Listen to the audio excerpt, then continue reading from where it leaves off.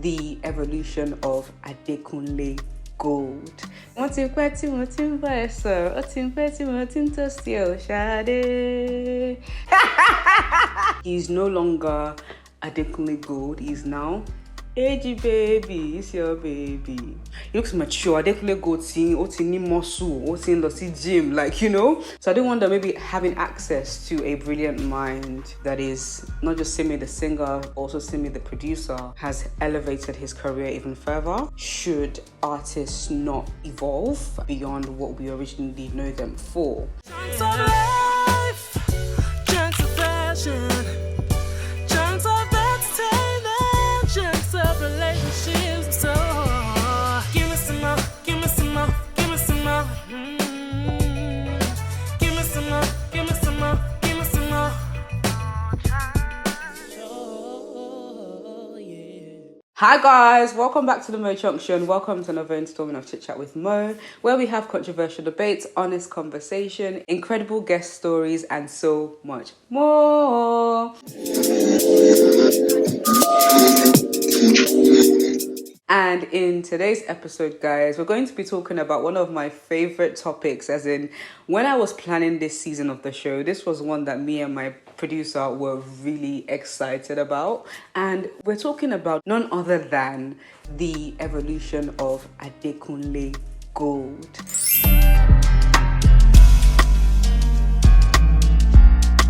Now, Adekunle Gold is one of my favorite artists. I actually met him, I believe, 3 years ago. I can't remember when. It was for one of his album launches. We actually went together.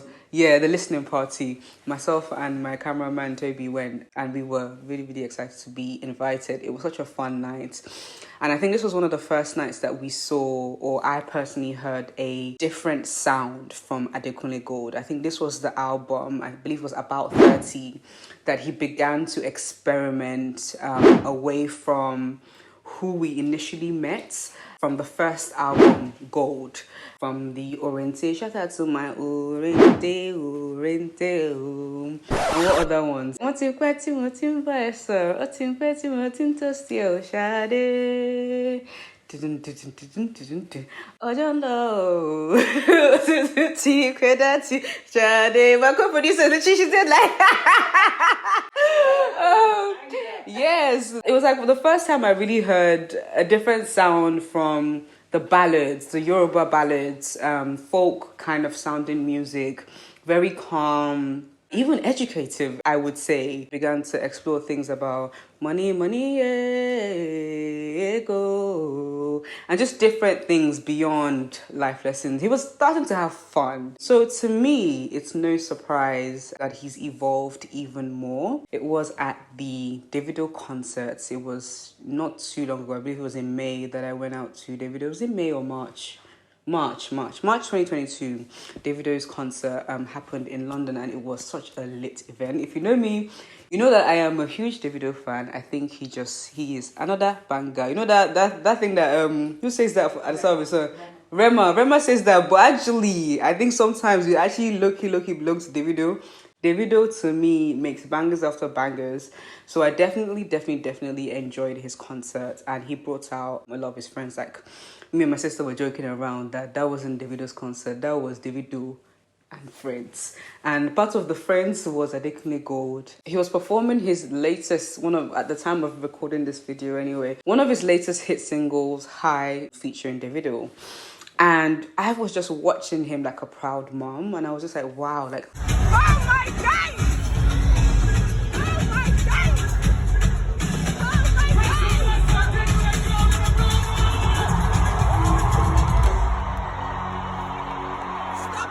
What came to mind was the evolution of Adekunle Gold. The evolution of Adekunle Gold, like, it's literally been televised before our very eyes.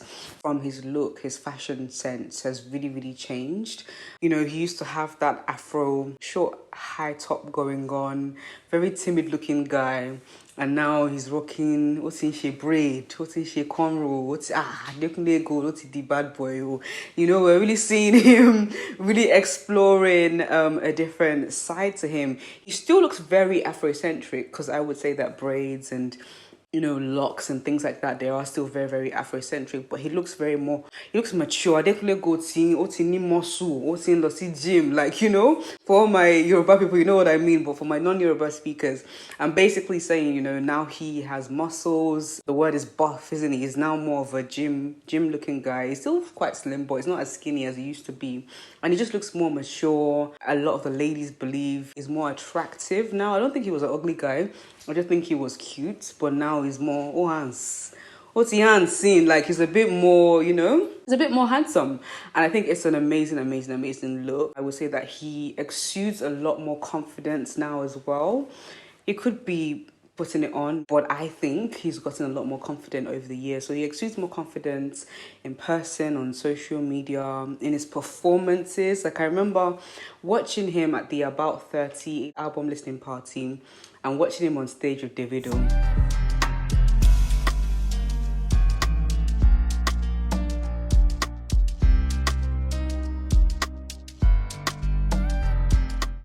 Now, the confidence levels through the roof. Like, he's no longer Adekunle Gold. He's now, "Hey, baby, it's your baby." Dun, dun, dun, dun, dun, dun, dun, dun, dun, dun, dun, yeah.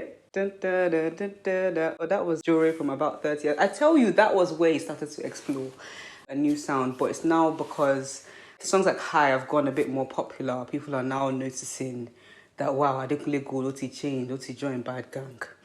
But we're going to go into this a bit more in depth. If we were to compare his old sound, like I mentioned, like folk, ballads, Yoruba, like educational, telling stories, if we were to compare that now to his new sound, there's definitely a contrast there. And a lot of his fans, or like his original fans, are not fans of that, which I think is a very interesting one. I completely understand getting to know an artist and going to an artist for a certain thing. It's kind of like, you love oranges and you can't stand bananas. And although you understand that everyone loves bananas and bananas are more popular, you love your oranges. And so you go to your orange seller every time you want an orange. And then you find that when you go back to them to purchase their new produce, you find that they're selling bananas. So I completely understand and empathize actually with the fans of Adekunle Gold, Eddie Baby, that aren't a fan of his new sound.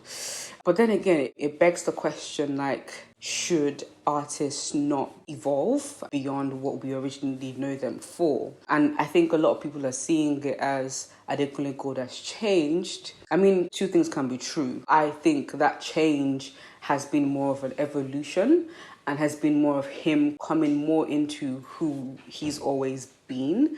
I think there's a lot of things as creatives that we want to do, but sometimes we feel like we have to stay within a particular box, maybe because that's what people are falling in love with us for or over.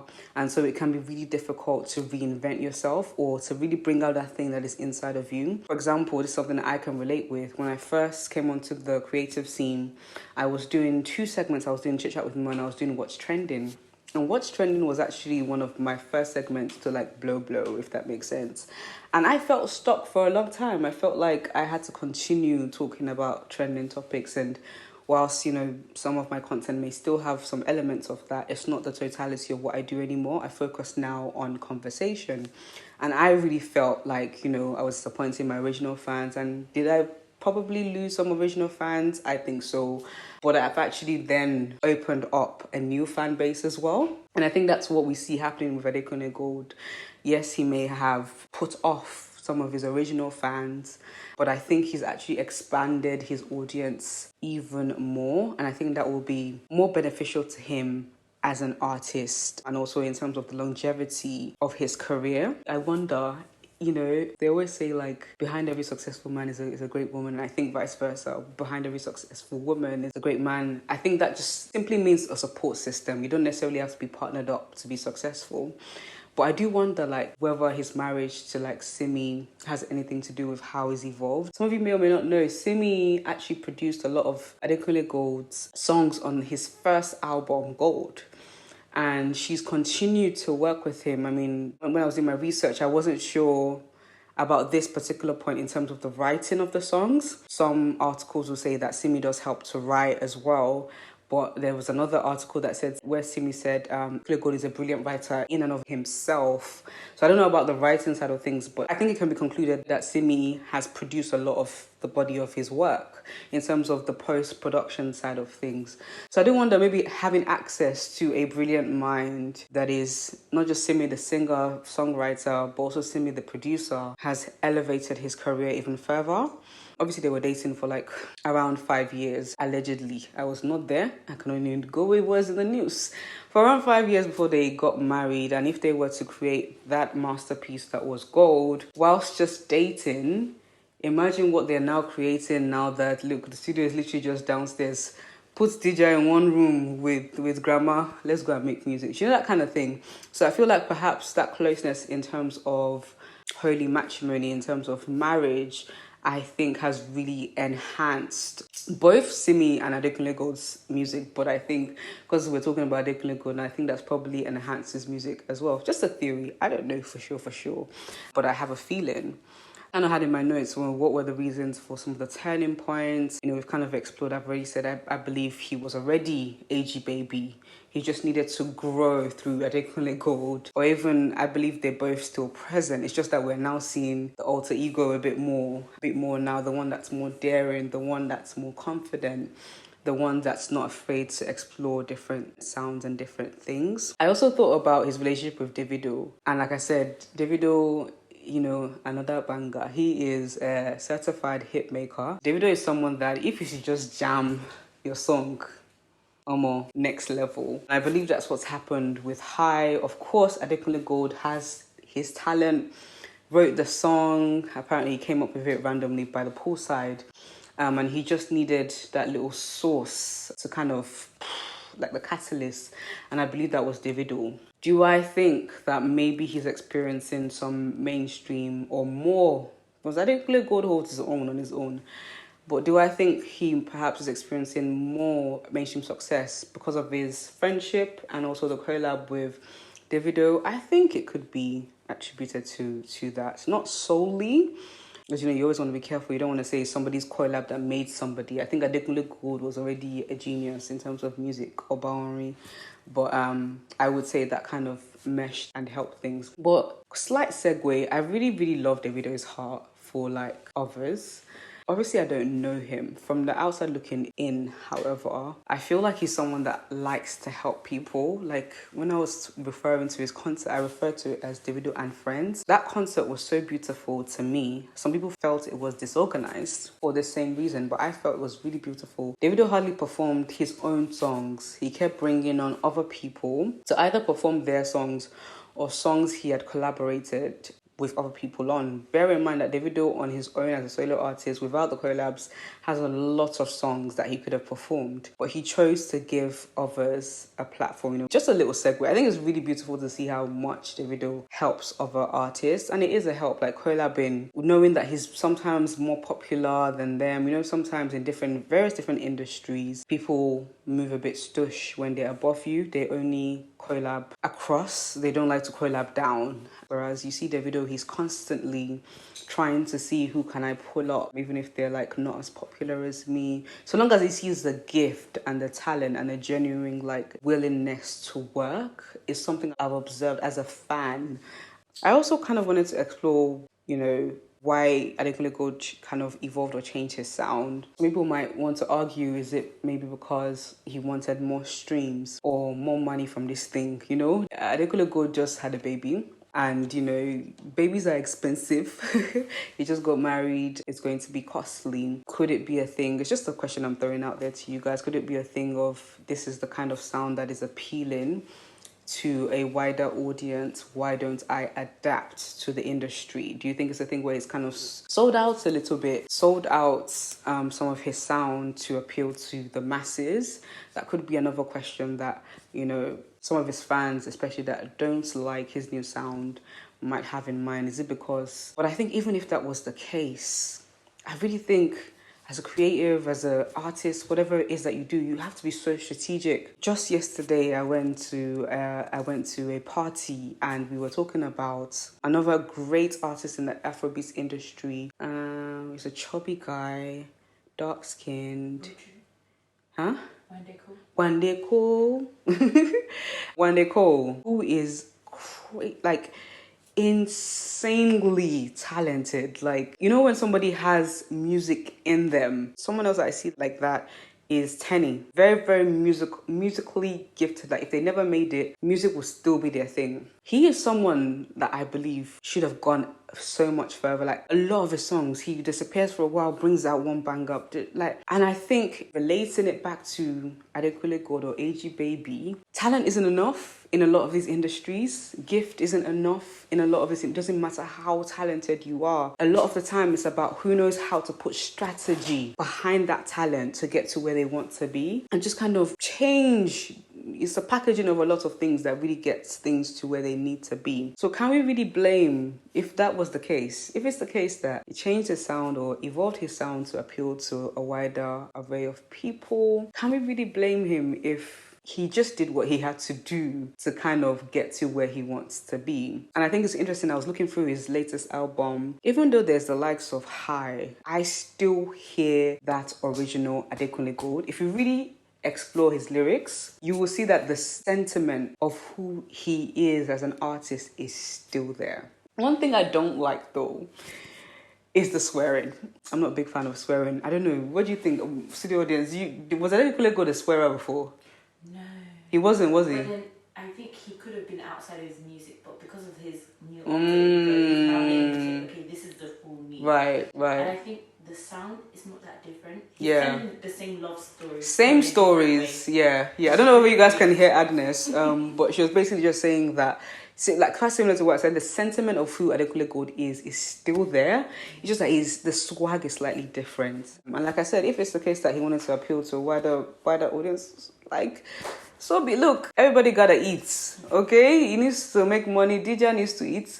Simi needs to eat. Even him, he needs to eat. So whatever he needs to do to eat, so long as he's not betraying himself, and I don't think he's betrayed himself. Whilst there are some fans that are not a fan of Adekunle Gold's evolving, change, whatever you want to call it, I do think there are some fans that really, really love the change. Fans like myself, and maybe it's because I'm in the creative industry, I understand how these things can be. And I think, like I said, another plus is that I think he has more listeners to his music now as well. I think another thing people need to note as well is that Adekunle Gold before was actually under Olamide's label YBNL. And now, you know, I'm not sure about the logistics of it, or I know he's not part of that label anymore, so perhaps independent or semi-independent. So that's probably given him a bit more freedom, perhaps more budget as well, to kind of explore and change his sound around, which is a positive thing. I think we're just getting to know who he's always been. It's just that maybe the environment wasn't quite right for it to come out yet. So my question to you guys is, have you noticed the evolution of Adekunle Gold? Have you noticed the changes in his looks, his sound, his swag? Do you prefer Adekunle Gold or AG Baby? Do you think they are the same people but different sides of the coin? Or do you think they are completely different people? Do you think artists should stick to one sound, their original sound, to maintain their original audience? Or should they have the freedom to explore and expand their sound to expand their audiences? Let me know what you think in the comment section down below. And that's all I have for you guys today in terms of the evolution of Adekunle Gold, in terms of Chit Chat with Mo. Do make sure that if you liked it, share with your friends, comment below on the things I spoke about, and subscribe to this channel for more. Until next time, guys, peace and love. Peace and chunks. Whew, thank you. It's been a tough day. You did that.